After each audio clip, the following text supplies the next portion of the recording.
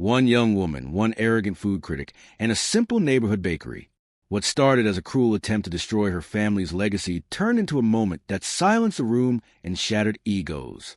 You won't believe how she turned the tables with nothing but her passion and skill. It was a crisp Saturday morning, and a familiar aroma of fresh bread filled the air at Rossetti's Bakery, a small, family-owned establishment tucked into the heart of Brooklyn's Little Italy. The gentle hum of conversations in Italian and English mixed with the soft clinking of coffee cups and the rustle of paper bags filled with warm pastries. The bakery's worn wooden floors creaked under the footsteps of loyal customers who had been coming here for decades, creating an atmosphere of timeless comfort and community tradition. Isabella Rossetti, a 28-year-old baker with flour-dusted aprons and determined eyes, moved gracefully between the display cases and ovens. Her hands worked with the precision of someone who had learned the craft not from culinary school, but from generations of family knowledge passed down through whispered recipes and gentle guidance. To most customers, she was simply the baker's daughter who had taken over the family business. But inside, she carried the weight of preserving a legacy that stretched back 4 generations, along with dreams of elevating their humble bakery to new heights. Isabella's passion wasn't just about making bread and pastries. It was about creating art through flour, sugar, and tradition. Ever since she was a child, the bakery had been her playground, her classroom, and her sanctuary. While other children played video games, Isabella learned the delicate balance of yeast and time, the precise temperature needed for perfect croissants, and the secret techniques that made her great-grandmother's tiramisu legendary in the neighborhood. But dreams of culinary recognition don't pay mounting bills or compete with chain bakeries that had begun infiltrating their once-protected corner of Brooklyn. Working 18-hour days at Rossetti's was both a necessity and a calling, a desperate attempt to keep alive the traditions that defined not just her family, but an entire community. Few people outside the neighborhood knew about her extraordinary talent, except for the local customers who had watched her transform simple ingredients into edible masterpieces since she was tall enough to reach the counter. That morning, as the weekend rush began to settle, the front door opened with an aggressive jingle, and in walked Marcus Wellington. Instantly recognizable to anyone in the culinary world, the renowned food critic made an entrance like he owned the room. Flanked by a photographer and a young assistant frantically taking notes, Marcus exuded an air of superiority that made even the most confident chefs nervous. His presence in any restaurant could make or break careers, and his reviews in Metropolitan Taste magazine were treated like gospel by the city's dining elite. Isabella's regular customers exchanged worried glances. Marcus was notorious for his cutting reviews, his particular disdain for what he called amateur family establishments, and his ability to destroy decades of hard work with a few carefully chosen words. His presence at Rossetti's could only mean one thing. He was here to write about the neighborhood's changing landscape, probably documenting the decline of authentic establishments in favor of modern, Instagram-worthy cafes. Marcus scanned the humble bakery with obvious disdain, his eyes lingering on the simple wooden shelves, the handwritten price signs, and the vintage espresso machine that had been serving the community since the 1960s. Everything about his expression suggested he had already made up his mind about what he would find here, and it wasn't going to be flattering. Isabella had grown up in this bakery, learning to bake before she could properly read. Her great-grandmother, Nana Elena, had arrived from Sicily in 1943 with nothing but a suitcase, a few precious recipes written on scraps of paper, and an unshakable belief that food could build bridges between cultures and communities. Elena had started the bakery with her husband in a tiny basement space, selling bread to other Italian immigrants who missed the taste of home. Over the decades, Rossetti's had become more than just a bakery. It was the heart of the neighborhood. Generations of families had celebrated their most important moments here, from christening cakes to wedding cookies. The walls were covered with photographs spanning 70 years, smiling children with chocolate-covered faces, proud parents at graduation parties, elderly couples celebrating their golden anniversaries.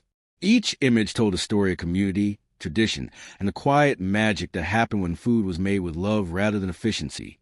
Isabella's father, Tony, had expanded the business modestly, adding a small seating area and introducing Sunday brunch specials that drew families from across Brooklyn. But when a heart attack forced his early retirement 3 years ago, Isabella had stepped in to run the bakery. determined to honor her family's legacy while facing increasingly difficult economic pressures. The neighborhood was changing rapidly. Artisanal coffee shops with minimalist decor and $20 breakfast plates were replacing the authentic establishments that had defined Little Italy for generations.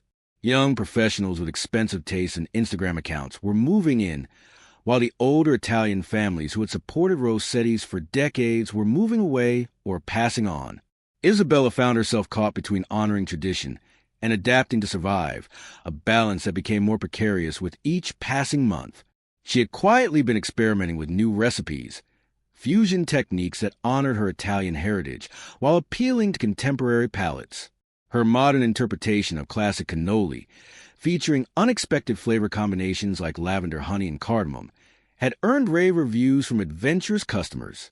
Her sourdough bread, made with a starter that had been maintained in her family for over 50 years, was unlike anything available in the trendy establishments nearby.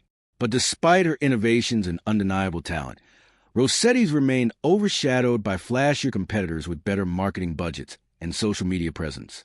That morning, as Marcus and his entourage took their seats at a small table near the window, Isabella approached them with professional courtesy, her heart racing but her expression calm. She had read enough of Marcus's reviews to know his reputation for brutality, his tendency to focus on superficial flaws while missing the deeper significance of what he was experiencing. Marcus barely looked up from his phone as he ordered an espresso and a selection of pastries, his tone dismissive and impatient.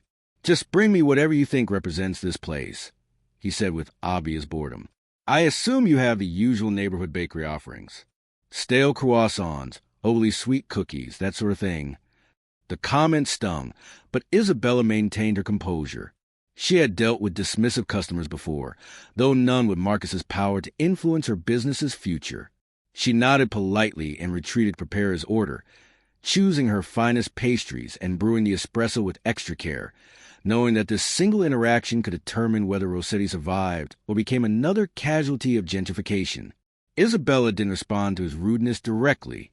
Instead, she carefully selected her best offerings, a perfectly flaky cornetto filled with house-made vanilla custard, a slice of her signature tiramisu made with ladyfingers soaked in espresso from beans imported directly from a small farm in Sicily, and a small assortment of cookies that represented 4 generations of refinement and perfection. As she prepared the espresso, Isabella's hands moved with practiced precision. The vintage machine required a delicate touch and years of experience to operate properly, but in her hands, it produced coffee that regular customers often claimed was better than anything they could find in Rome. She heated the milk to the exact temperature that would create the perfect foam, a skill that couldn't be taught by any culinary school, but had to be learned through years of patient practice. Marcus accepted the tray with barely a glance, immediately beginning to dissect each item with the clinical detachment of a scientist examining specimens. His photographer snapped pictures while his assistant scribbled notes, documenting every detail of their experience for what would undoubtedly become a scathing review. "The presentation is certainly quaint," Marcus announced loudly enough for other customers to hear. "Very authentic, in that amateur family kitchen sort of way. I suppose some people find this charming, though it's hardly what you call professional pastry work." His words cut through the bakery's comfortable atmosphere like a knife. Regular customers shifted uncomfortably in their seats, while Isabella felt her cheeks burn with embarrassment and anger. She watched from behind the counter as Marcus continued his performance, clearly enjoying the attention his criticism was generating. "The tiramisu is pedestrian at best," he declared after a single bite. "Overly sweet, lacking sophistication. The kind of dessert that might impress tourists, but hardly worthy of serious culinary consideration. And this cornetto..." He held up the pastry with obvious disdain. Dense, heavy, clearly made by someone who learned from family recipes rather than proper technique. Each word was designed to wound, to dismiss not just Isabella's work, but her entire heritage. Marcus wasn't just reviewing pastries. He was attacking the very foundation of everything her family had built, everything she had dedicated her life to preserving and improving. Isabella's hands clenched at her sides as she listened to Marcus systematically destroy her work in front of her loyal customers. Mrs. Benedetto, who had been coming to bakery since Isabella was a child, looked mortified. The young couple at the corner table, who had been enjoying their weekend brunch just moments before, now seemed embarrassed to be associated with the place Marcus was so publicly condemning. But it was Marcus's next comment that crossed the line from professional criticism into personal cruelty. "This is exactly what's wrong with these old neighborhood places," he announced to his photographer, speaking loudly enough to ensure everyone in the bakery could hear. "They're stuck in the past, unwilling to evolve, producing the same mediocre products their grandmothers made decades ago. The fact that places like this still exist is really a disservice to customers who deserve better. I mean, look around. This entire establishment screams amateur hour." He gestured dismissively at the photographs on the walls, the hand-painted menu board, the vintage espresso machine that had been faithfully serving the community for decades. It's like a museum of culinary mediocrity. Quaint, perhaps, but ultimately irrelevant in today's dining landscape. The bakery fell silent. Even the espresso machine seemed to quiet its familiar hissing. Isabella felt something break inside her chest, not her spirit but her patience. She had endured his professional criticism, had accepted his dismissal of her techniques. But his attack on her family's legacy, on the community that had supported them for generations, was more than she could tolerate in silence. Isabella stepped out from behind the counter, her flour-dusted apron suddenly feeling like armor rather than a work uniform. The conversations in the bakery had stopped completely. Even the street noise from outside seemed muted. Every eye in the room was focused on her as she approached Marcus's table, her movements deliberate and calm despite the fire burning in her chest. "Sir," she said, her voice steady but carrying an edge that made Marcus look up from his phone for the first time since entering the bakery. "I understand you're here to review our establishment, and I respect your right to professional criticism. But I think there might be some things about this place that you don't understand." Marcus raised an eyebrow, clearly amused by what he saw as an amusing development. His photographer immediately began snapping pictures, sensing that something interesting was about to unfold. "Oh, really?" Marcus replied with condescending amusement. "And what exactly don't I understand about your little neighborhood bakery?" Isabella didn't respond immediately. Instead, she returned to the counter and began gathering ingredients with the fluid movements of someone who had performed these actions thousands of times. Flour, eggs, sugar, butter, vanilla. Simple components that, in the right hands, could be transformed into something extraordinary. "You talked about evolution," she said as she worked, her voice carrying clearly through the silent bakery. "About how places like this are stuck in the past. But what you don't understand is that some things don't need to evolve because they were already perfect to begin with." She began measuring ingredients with the precision of a scientist, but the intuition of an artist. No scales, no measuring cups, just the accumulated knowledge of generations passed down through patient instruction and careful observation. "This recipe," she continued, beginning to work the dough with her hands, "was created by my great-grandmother when she arrived in America with nothing but hope and the memory of flavors from home. She spent 2 years perfecting it, adjusting for different flour, different water, different everything, until she could recreate the exact taste of the sfogliatelle she used to make in Sicily." Marcus was watching now, his earlier amusement replaced by curiosity. The other customers had moved closer, forming a loose circle around Isabella's impromptu demonstration. Even his photographer had stopped taking pictures, too captivated by the unfolding scene to remember his professional duties. Isabella's hands worked the dough with practiced confidence, stretching and folding in a rhythm that seemed almost meditative. "You said this tiramisu was amateur work," she said, nodding toward his barely touched dessert. "But that ladyfinger recipe has been in my family for 4 generations. The mascarpone is made fresh every morning using techniques my grandmother learned from her mother. The coffee beans are imported from the same farm in Sicily that has been supplying my family for over 30 years. She began rolling the dough, creating paper-thin layers with a technique that looked effortless but required years to master. You criticize a cornetto for being dense and heavy, but what you experienced was probably a day-old pastry from our regular display.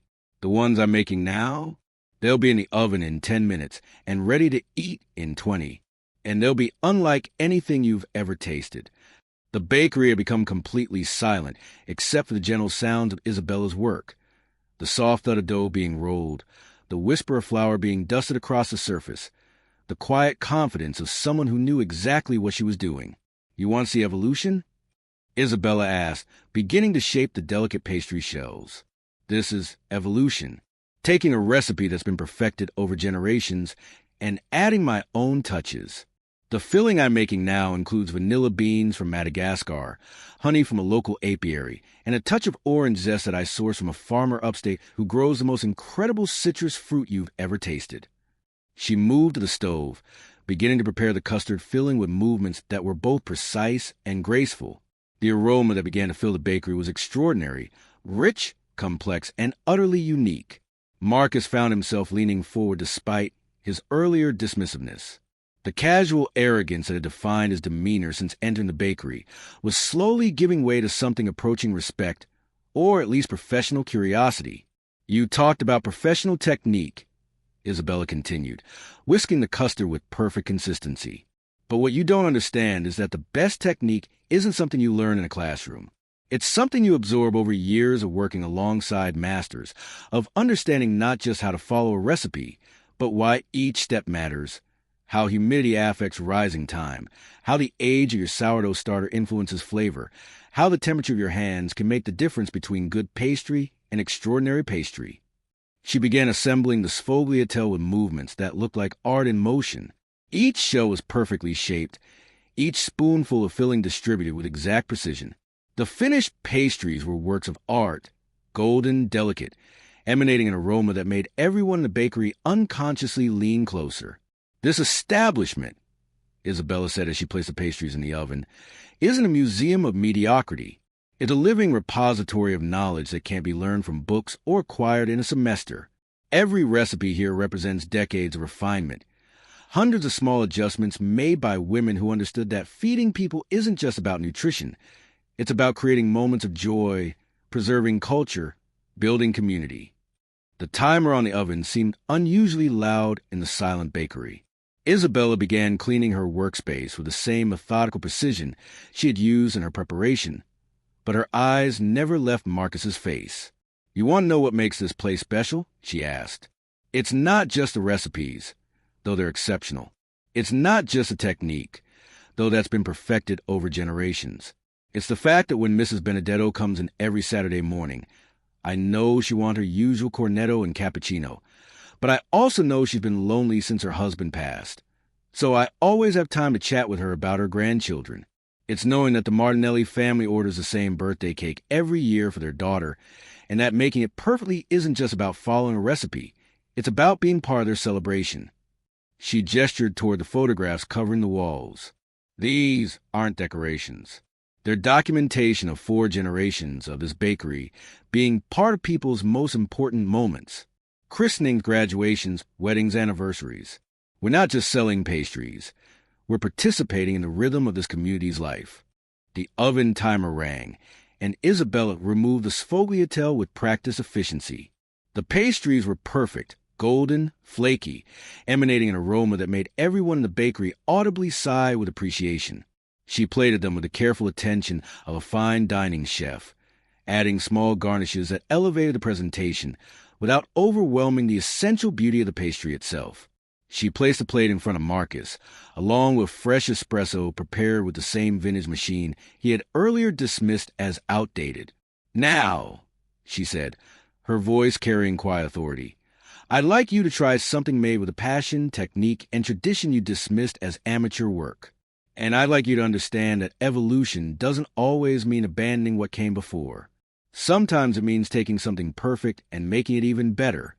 Marcus looked down at the plate, then up at Isabella, then around the bakery at the faces watching him expectantly. His earlier arrogance had completely disappeared, replaced by something that might have been embarrassment or, possibly, the beginning of understanding. He took a bite of the sfogliatelle, and his expression changed immediately. His eyes widened slightly, then closed as he savored the complex flavors and perfect textures. The custard was silky and rich, the pastry shell impossibly light and flaky, the combination of traditional techniques and subtle innovations creating something that was both familiar and revelatory. He took another bite, then another, eating with the focused attention of someone who recognized they were experiencing something exceptional. The bakery remained silent, watching as one of the city's most feared food critics encountered what might have been the best pastry of his career. When he finished, Marcus sat back in his chair, looking somewhat stunned. The photographer who had been documenting his earlier dismissive comments was now taking pictures of his obvious appreciation, capturing the moment when professional arrogance gave way to genuine recognition of mastery. That was... Marcus began, then stopped, seeming to struggle for words. That was extraordinary. Absolutely extraordinary. He looked around the bakery with new eyes, seeing not amateur hour but authentic mastery, not outdated traditions but living heritage. The photographs on the walls weren't museum pieces, but evidence of a business that had been successfully serving its community for generations. The vintage espresso machine wasn't obsolete equipment, but perfectly maintained tool that produced superior results in experienced hands. "I owe you an apology," he said finally, his voice lacking any trace of his earlier condescension. "I came in here with preconceptions, with assumptions about what I would find. I was wrong, completely wrong." Isabella nodded graciously, accepting his acknowledgement without smugness or vindictiveness. "Food criticism is important," she said. "It helps people discover great experiences, helps restaurant improve, helps preserve standards. But sometimes it's worth remembering that there's a difference between innovation for its own sake and perfection that's been refined over generations." Marcus reached for his phone, but instead of dismissing the bakery as he had planned, he began typing notes about what he had just experienced. "Would you be willing to speak with me about your techniques? About the history of this place? I think I need to write a very different article than the one I came here to write." Isabella smiled, the first genuine smile she had offered since his arrival. "I'd be happy to share our story. But first, why don't you try some of our other pastries? I think you might find that what you experienced just now is an exception. It's representative of everything we do here." Over the next 2 hours, Marcus stayed in the bakery, tasting, learning, and slowly understanding the difference between trendy innovation and timeless mastery. His photographer documented not just the food, but the community that surrounded it.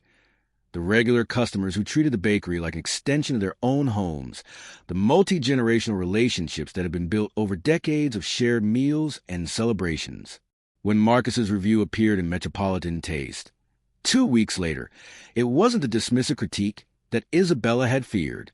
Instead, it was a passionate defense of authentic establishments, a recognition that some things are worth preserving not because they're old, but because they represent the pinnacle of their craft.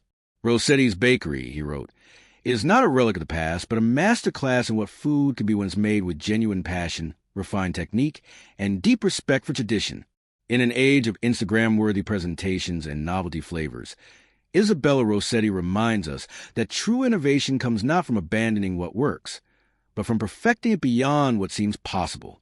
The review changed everything for Rossetti's. Lines began forming outside the bakery on weekend mornings. Food enthusiasts made pilgrimages from across the city to taste the sfogliatelle that had humbled one of the city's most feared critics. But more importantly, the review helped preserve not just one bakery, but an entire neighborhood's understanding of its own value. Isabella used the increased attention not just to grow her business, but to mentor other traditional establishments, helping them find ways to honor their heritage while adapting to contemporary challenges. She began teaching weekend workshops where she shared not just recipes, but the deeper understanding of food as culture, as community, as art. The success allowed her to expand slowly and thoughtfully, opening a small second location that focused on teaching traditional techniques to a new generation of bakers. But the original Rossetti's remained unchanged, still the heart of the neighborhood, still the place where Mrs. Benedetto came for her Saturday morning cornetto and conversation, still the repository of 4 generations of accumulated wisdom about what it means to feed people with love and skill. Marcus became a regular customer, often bringing other food writers and critics to experience what he had discovered that morning. He never forgot the lesson Isabella had taught him about the difference between superficial innovation and deep mastery, and his reviews became more thoughtful, more respectful of tradition, more aware of the communities that restaurants serve. Years later, when culinary schools began studying Rossetti's as an example of how traditional establishments could thrive in contemporary markets, Isabella would remember that Saturday morning as the moment when she learned that defending what you believe in doesn't require aggression or anger. Sometimes it just requires the confidence to show people what excellence actually looks like. The photographs on the bakery walls continue to multiply, documenting new celebrations and milestones, but also preserving the memory of the day when one young woman's quiet confidence transformed a moment of intended humiliation into a celebration of everything that makes food meaningful. In a world increasingly focused on image over substance, on novelty over quality, Isabella Rossetti had reminded everyone present that some things are worth preserving not because they're trendy, but because they're true. And in the end, that truth had been more powerful than all the arrogance and dismissiveness that had attempted to diminish it. The sfogliatelle were still perfect. The espresso was still exceptional, and the community that surrounded Rossetti's bakery was stronger than ever, protected by the understanding that real quality doesn't need to shout to be heard. It just needs the opportunity to speak for itself.